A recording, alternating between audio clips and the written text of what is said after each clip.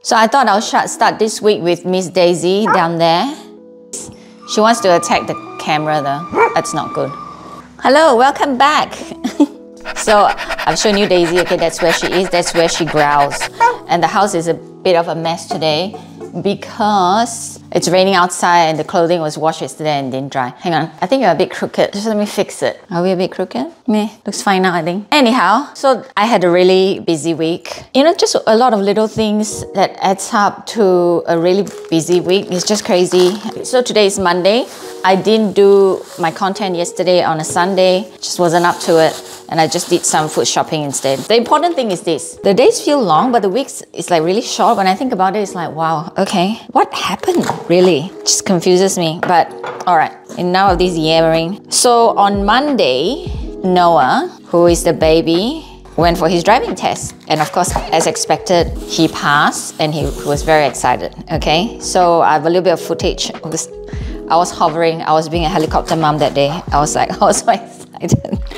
And I was so nervous for him. I don't know if he's more nervous or I was even more nervous than him. So I was stalking him, I was watching him, but he did really well, so he was really pleased with himself. Today is Monday and I'm at a driving center with Noah. He is getting his license, if he passes, that is. For his self-esteem, I want him to get it because he'll be the first among all his friends to get it. But for my selfish reason, I don't want him to get it because then he won't need me anymore.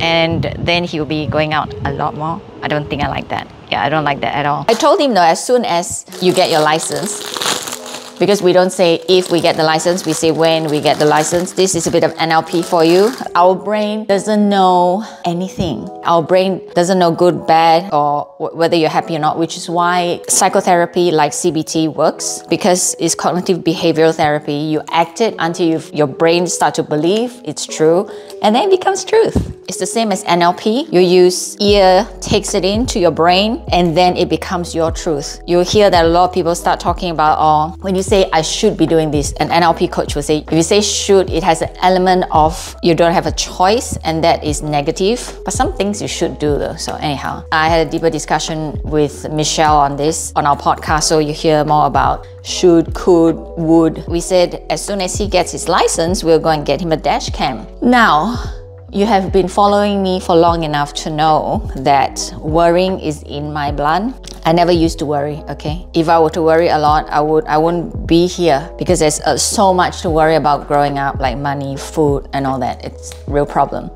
So I've learned, like, you know, you can't worry too much about things, but the smallest thing I worry about, I'm like, yeah, I need to get him a dash cam, not just the front one. It needs to be a front and back one. In case something happens, we're fully covered, all right? In case someone hits him up the bum or whatever, anything. So we went into a local shop and the people were not very helpful. I asked for a front and back dash cam. They're like, oh, we only have one, so go and get it there. So we bought that one. There's only one choice, so we bought that one. And then Noah started to unbox it in the car. And as he was unboxing it, he looked up the app. It turned out it had a 2-star rating, which is bad. So I told him, I said, okay, stop unboxing it. We're gonna return it. My bad, I should have done some homework about which one to buy. And then was, you know, and I have friends working in like those electrical shops or electronic shops. I'm just gonna go and ask them and they can help us pick one. Next day, I went to return the goddamn thing, right? All right. And then I went and bought him a new one with the recommendation from said friend. Of course, that can't be the end, is it? So we got it home. He was all excited. We installed it. When I say installed it, it means that, you know, there are bits that you need to stick it to your car so that it's permanently mounted. We did that. And guess what? The bloody thing's not working. So we tried to troubleshoot it. The problem is we bought a Navman and it's a good brand. I heard of this brand. It's a good brand. So we bought it, you know, assuming that there will be nothing wrong with the product. You buy things assuming that, isn't it? Why would you buy something and think, oh, it's going to be broken? No, you don't test it and think it's going to be broken. The Asian way would be to test it. But of course, I've lost my Asian way a long time ago. I've gotten lazy. I assume that it's good. It's good to go. It was not. After we got a friend's husband to have a look at it, apparently the camera's not working. So we had to pull the whole thing out and change it. By this point, I've had it, I don't know. See, I don't know how many of you can relate to this. It is not the big things that break us. It is just sometimes it's the smallest, most seemingly insignificant thing. I couldn't sleep, mind you, when I was worrying about the dash cam, which one to buy, what to get, all that.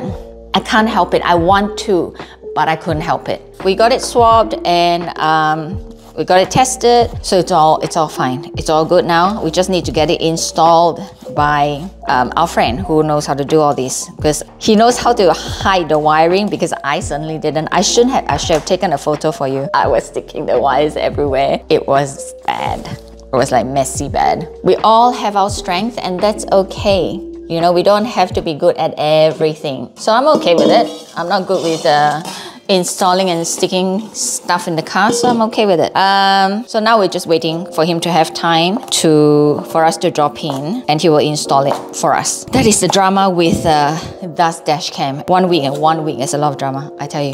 Dash cam drama. And this segues into the drinking. Under so much pressure, I would have a drink. I did not. In fact, I didn't drink on Sunday. I just didn't. I couldn't quite remember. So this is the problem when I do weekly reviews. So sometimes I forget why I didn't. I think maybe I just didn't want to. Oh, yes, I didn't want to because I remember it was Noah's birthday. So I had like 2 proper fun nights and I had enough, so I didn't need to. Oh, his birthday party with his friends here. So the karaoke was with another group of friends, and then he invited his school friends to come, and they just hung around here. And I don't know what they did because I was upstairs. I didn't feel like it, so I didn't, right? Remember, I always felt that my personality or who I am is tethered to the drinking, but it is. And the reason why I'm doing this is because I don't want for the doctor to tell me one day, oh, you know, you gotta stop drinking because you know what? Your liver is packed up, or your kidney can't handle it, or your heart can't do it. I'll be very sad. So I'm moderating the drinking so that I can drink for the rest of my life, though, until the day I die, okay? I want to have a last drink and then I drop dead, okay? That's the plan. I didn't drink for 5 days. You have to be very proud though. I want to, because during the week, my husband was feeling stressed. And when I see his stress, I feel his stress, and I also carry that stress. You can't help it when you're, you know, living with someone, and when you care for them, you feel their pain, you feel their discomfort. It's just part of life. He was being very good. He didn't ask me to join him. He just, you know, I got him vodka, and he drowned his sorrow all by himself, which was very thoughtful. Hung on until, and Friday I thought, oh, I want to drink, don't I want to drink? I thought, you know what? I have planned to have a drink on Friday and Saturday, right? And finishing on Sunday night. Remember what I said about Noah saying, all right, if you want to drink, that's fine. Start Friday, 5 p.m. and then you finish Sunday, 5 p.m. All right, maybe not quite so close. I finished at 9 o'clock on Sunday instead of 5. It was still good effort though, because I've gone 5 days without. And what that tells me, or how I felt during that time, I think that's very vital for me to share with you, is this. When you are able to control your desire, your instinct wants to do. My instinct is to want to drink, right? Because why? It's an escape. I like it. It relaxes me. When you're able to execute that kind of control, it is actually so good for your self-esteem, because I felt good and I didn't have fuzzy days. Yeah, well, I didn't have fuzzy days because I needed to solve that dash cam issue, remember? That being said, it gets easier, and I actually quite like the idea, having something to look forward to. Something is bound to happen in midweek, and then it's gonna throw me, and then my first instinct will be, man, I need to have a drink. I'm gonna start running to the bottle. Yeah, remember I said that? And did that come? Yes, in the form of the dash cam fiasco, and then my husband being stressed. But I tell myself, look, if I give in to that, I'm not helping anyone. Certainly I'm not helping myself. Yeah, I want to create this inspirational vlog so that people know it can be done. Absolutely, there are struggles. This is a weekly thing I do on YouTube. Yeah, I'm still thinking, should I be dropping in every day instead? I do the everyday thing over at TikTok, and TikTok is having drama at the moment, so we don't know how long that's gonna stand. Maybe if that drops off, I might do daily shorts on YouTube. I don't know. I have a thing. Things do happen, and the minute I told myself, you know what, you get 1 drink, and remember our drink is double the outside drink. Okay, so that's my drink standard that applies in my house. It's my rules. So I've given myself that choice, that if I wanted to have a drink, I could. No big deal. Yeah. The key operative word I think this week that I will keep talking about is the word choice. Okay, choose choose to do it. I'm gonna tell you a story, and I hope this story makes sense to you. I had lunch with a friend on the weekend. She was really having a really hard time because of personal issues. It's not for me to share because, you know, in case someone watches it who knows us and then is like, oh, I know who this is. Not my story to share. Her go-to is the same as me. We run straight to the bottle. She's up the ante. She has 2 bottles a day, okay? And she feels guilty for it. So she stresses about, oh my God, I really need to have a drink. Same story, yeah? And shit, I need to have a drink, so I'm gonna just go and have a drink. So she has a drink, she has 2 bottles of wine, and wakes up in the middle of the night feeling like absolute shit. She feels like a piece of shit because she feels lousy. Because come our age, you will get this thing called heartburn. It's like indigestion. When you drink too much, everything comes up and the gastric juices all rises up. It's just nasty, okay? So she gets woken up by that and she's like, shit man, if I didn't drink so much, I won't feel this bad. So this is like a vicious cycle. She goes through this every day, okay? But she's got personal pain that she's trying to overcome. So she asked me, so what do I do? Feel guilty and I have nothing to wear. Remember the episode about nothing to wear? Makes us feel bad.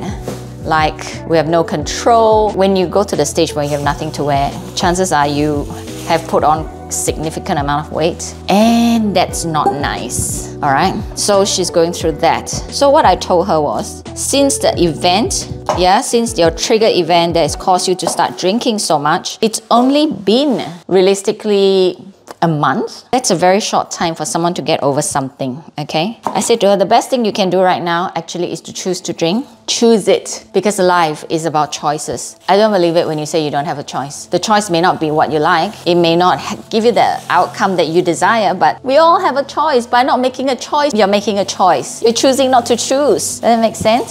So the biggest part of this entire journey is to show you that life is about choices. And we get to choose us, yeah? So I told her though, when you don't make that choice to drink, you think you don't have a choice because you feel lousy and then you just go straight to the bottle. But you have chosen and you have given that power away. If you say, I'm choosing to drink 2 bottles today, so be it. Because you've said it, you have chosen it. You have now empowered yourself. It's not like you don't have a choice and this is a bad coping mechanism. No, you have a choice and you're choosing to do it. Yeah, makes sense? So I hope that this story tells you something though, that we all are able to make choices. Just like I could have had a drink when my husband said I really had a bad day. I was prepared because I said, in my mind, I said to myself, if I need to, I will pull that card. I will pull the 1 drink midweek card, and it's okay. Because this is about life. It's not about me getting sober, all right? It's about me learning how to moderate my life, okay? And getting into the body. Again, remember, it's about the next time someone sees me, they won't have to ask me, are you still working out? That shit question, remember? We don't like that, so we're trying to eliminate that possibility. So today, the moral of the story is make choices, just choose. It's hard when you go into the wardrobe and there's nothing to wear. That's shit, that's hard. It's hard to not have that drink. It's hard to not eat that cake if you like sweet stuff. It is hard because you want it. Because why? That gives you a serotonin hit, a dopamine hit, whatever. I can't remember. I should remember, but I don't. That's what it does. But once you can triumph it and you know, you just need to do it once. It comes with practice. It doesn't get easier because I think somebody on my TikTok actually said this to me. She said, it doesn't get easier, you get stronger. It's true. Because every time you say no and you kept to it, it is like a little reward system in your head that says, you did it. You can do this. So we can. So we need to choose, all right? It's unrealistic to say, I want to look a certain way, but I don't want to give up drinking. I want to drink the same day. I want to eat the same stuff. At our age, that doesn't work anymore. It doesn't. Sacrifices need to be made. And are you willing to make it? Is this what you really want? Then we can make it happen. It absolutely can happen. Before I end this, I also did mention I want to show you more progression. So this week, I'm choosing to show you a body progression. So I've taken like a little video of myself, I think about 10 days ago. Okay, that was when I was eating and drinking indiscriminately, okay? And then after the 5 days of no drinking, I wasn't very particular about food. I just ate whatever I wanted. In fact, this is also a new problem that has arisen. I stopped drinking, right? So I think to myself, my brain actually thinks to myself, it says, ooh, you didn't have a drink. Maybe you deserve a little reward. So I did. I rewarded myself. I saw Biscoff, do you know Biscoff? A Biscoff Lotus spread thing that's gone crazy. It's really, really nice though. It's really good. So I saw that donut and I bought it. So when I say I treat myself to sweets, I don't go and sit and finish a block of chocolate, okay? That's not my style. When I sit, and not because I'm controlling myself, I just wasn't brought up that way. So I don't have a sweet tooth. My weakness actually is fried chicken, or 2-minute noodles, instant noodles. It's really bad. Because that's what I grew up with. That's my comfort food. That's the thing that makes me happy, not sweet things. But this week I felt like it, so I did. So I had donut. When I say donut, I had half. Okay, I didn't have half a dozen, I had half. That's all I can eat. But I'm telling you the difference in 5 days of me. How many days did I work out? I think I did 3 days of workout. 2.5 actually. The day I went with the boys in the gym, I was just faffing around a bit too. 2.5 days of exercise. Didn't walk on the treadmill. I was like, my days are busy. I took no driving tests, that's all day, and then I run around with this stupid dash cam all day, again another day. And then I went for lunch, remember, to meet my friend. Didn't have time to walk on the treadmill, that's all good, but I could still see a significant difference though. I like doing that because it shows progress, and I'm sure that encourages you guys as well, all right? I think that's enough of me going on and on. Next week, I have a functional progression to show you, because the other day, this Luna, she's sleeping now on the floor. She got into this little hole I couldn't get to, and I couldn't get to her because I couldn't kneel down, okay? And that's bad, because that's what, I'm Asian, man, that's what we're made to do. I was meant to be able to squat, I couldn't. So I couldn't get to her, and she was getting away from me, so that was very annoying. When I talk about health span, this is what it's all about as well. It's mobility. So I want to show you more mobility progression. If you have any questions, as usual, just drop it in the comments. Otherwise, remember to subscribe though if you haven't yet, because I've got friends who say, oh, I watch your videos, but I forgot to subscribe. There is a subscribe button, I'm sure next to me up here or up here, okay? Just tap on that and you'll get to subscribe. I'll see you next week.